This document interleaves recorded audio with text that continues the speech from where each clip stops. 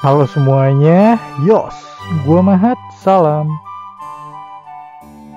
Yokoso Jitsuryoku Shijo Sugi no Kyutsu atau biasa disingkat Yojitsu, yang dalam bahasa Inggris yaitu Classroom of the Elite, adalah light novel yang ditulis oleh Sogo Kunigasa dan diilustrasikan oleh Shunsaku Tomose.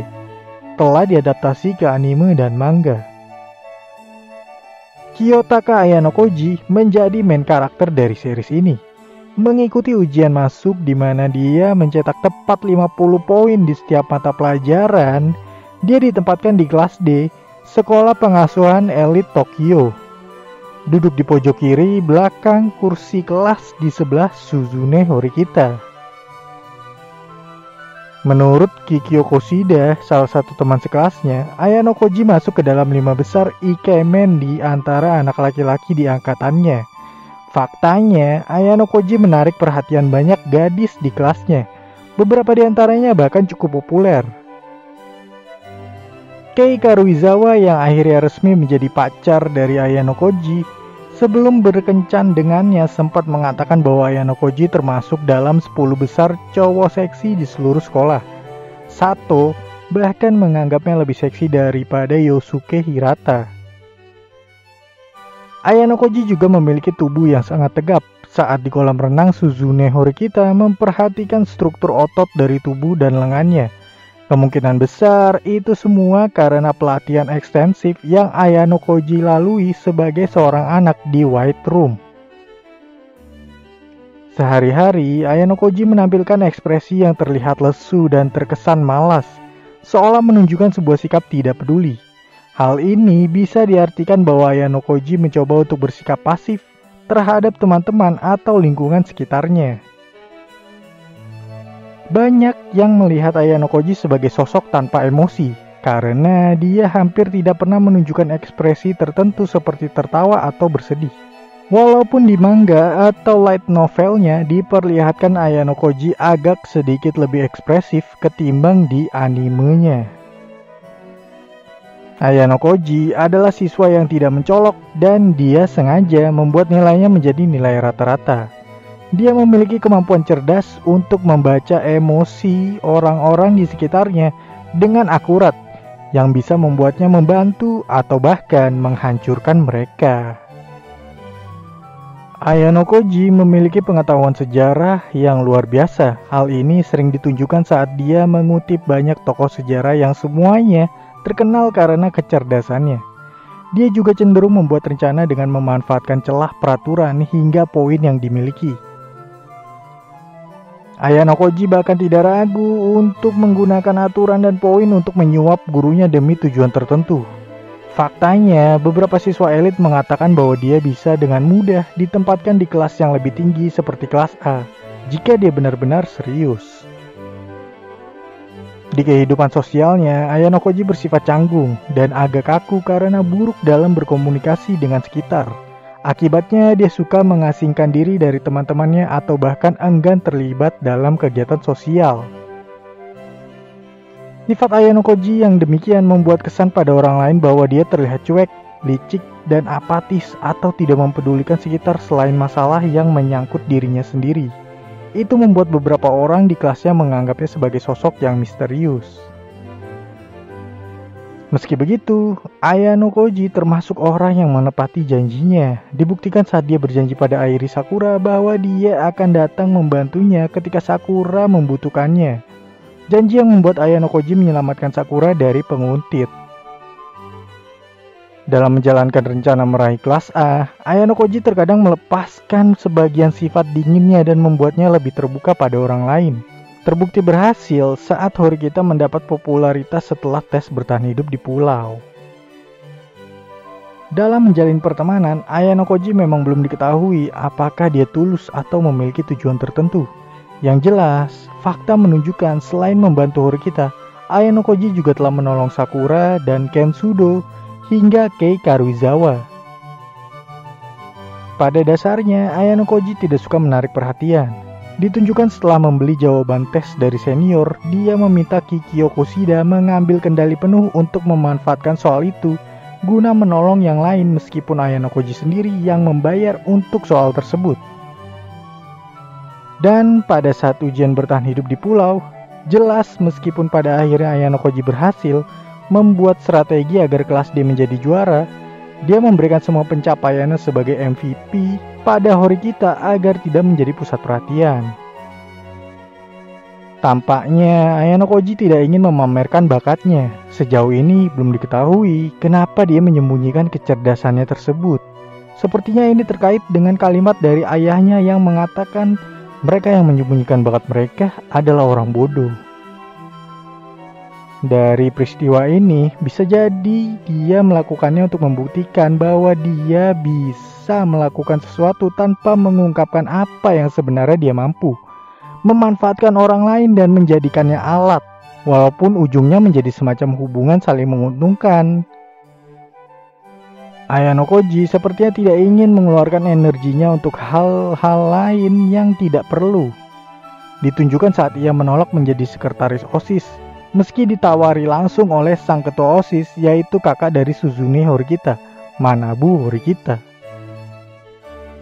Tampaknya sisi lain dari dirinya yang suka menyendiri dan cukup angkuh berasal dari masa lalunya yang tidak ingin dia bicarakan. Ketika orang lain menanyakan tentang masalah ini, Ayano Koji menjadi marah dan masuk dalam mode serius. Ini diperlihatkan saat Horikita menanyakan tentang masa lalunya. Saat Ayano Koji marah, dia mampu mengancam orang-orang.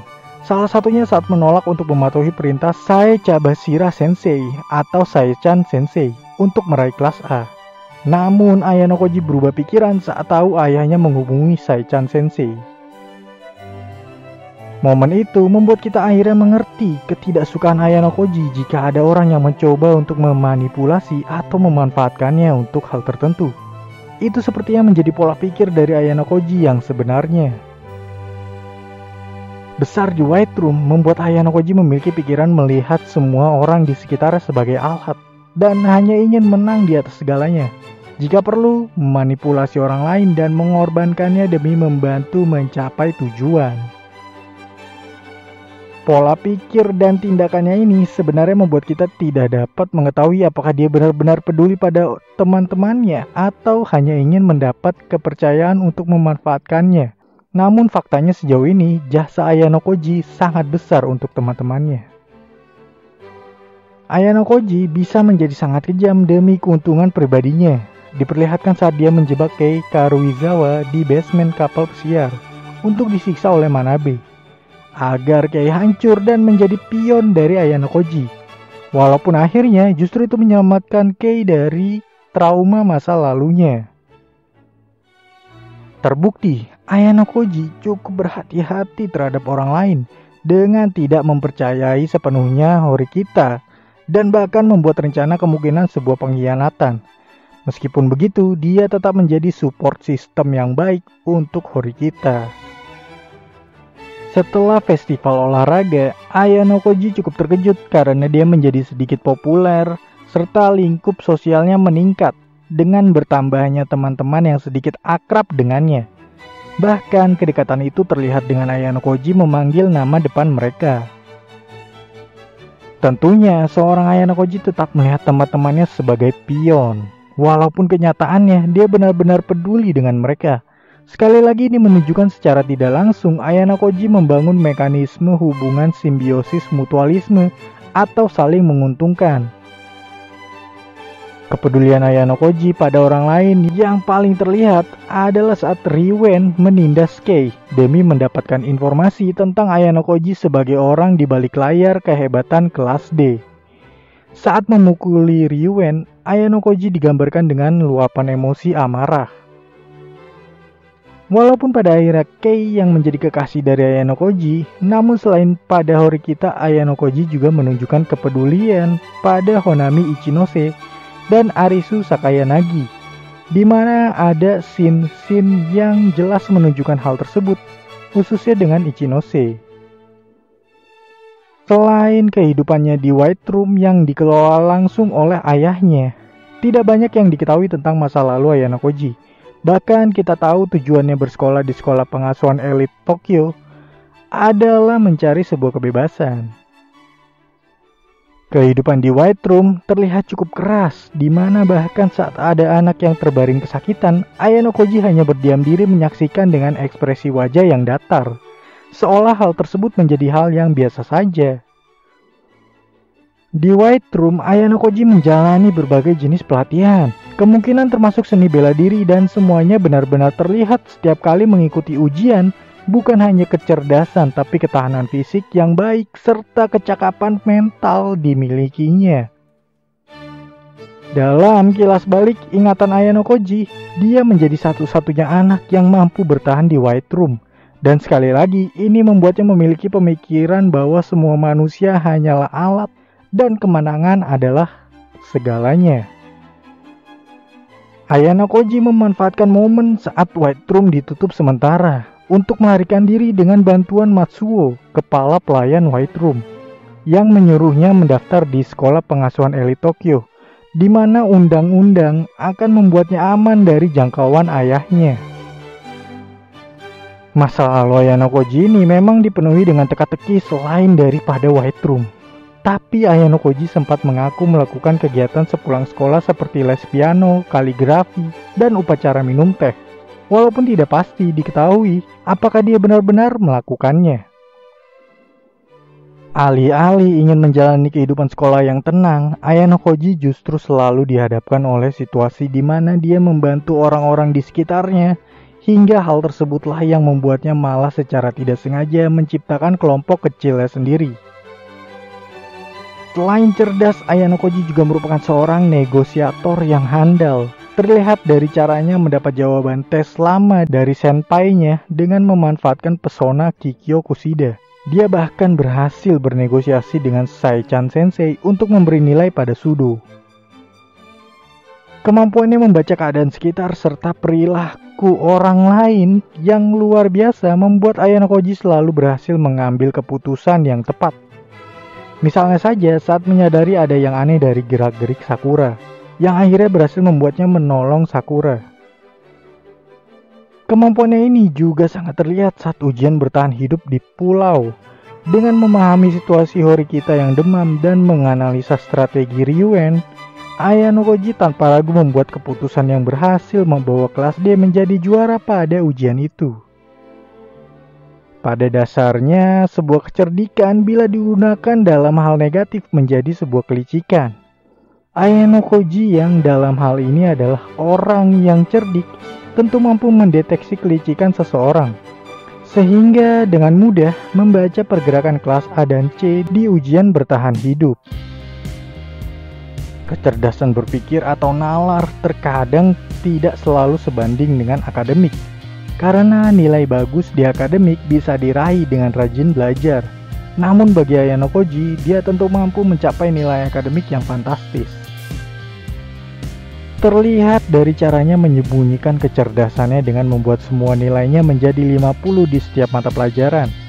Namun bagi orang-orang yang cermat, itu jelas bukan hal yang biasa, seperti Sai-chan Sensei atau sang ketua OSIS tentu akan menyimpulkan bahwa hal tersebut memang disengaja. Ayano Koji mungkin sedang bermain seni menjadi tidak mencolok, namun seperti ketua OSIS dan Sai-chan Sensei atau beberapa teman dekatnya jelas menyadari bakat yang dimiliki Ayano Koji, seperti Chinose dan Horikita atau bahkan Chie Hoshinomiya Sensei.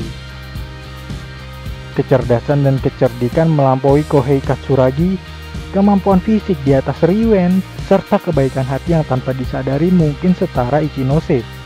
Tidak diragukan lagi, Kyota Ayano Koji adalah siswa terbaik di angkatannya atau mungkin sekolahnya. Itulah tadi tentang kehidupan atau pribadi dari Kyota Ayano Koji, yang mungkin seni menjadi tidak mencoloknya kalian bisa ikuti. Adakah karakter anime yang ingin kalian ketahui lagi tentang kehidupannya? Jangan ragu untuk tulis di komen. Untuk saat ini, sekian.